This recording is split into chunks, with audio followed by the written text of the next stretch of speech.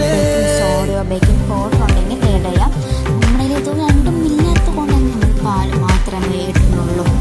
അങ്ങനെ ഗൈസ് നമ്മൾ പാൽ മാത്രം ഇട്ടിട്ട് മിക്സ് ചെയ്ത് വെക്കണം.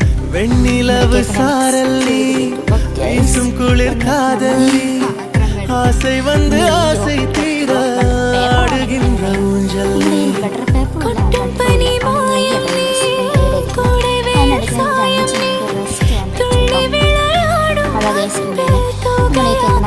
மின்னல் மோதும் வாசல் நீயே செல்லமான நீரல் நீயே നെഞ്ചമേ ഏകും തേടൽ നീ. പിന്നെ അരമണിക്കൂറാവട്ടെ ഗൈസ്. ഇതായി പിന്നെ നമ്മൾ ക്രീം ഉണ്ടാക്കാൻ നല്ല എളുപ്പം കേട്ടോ.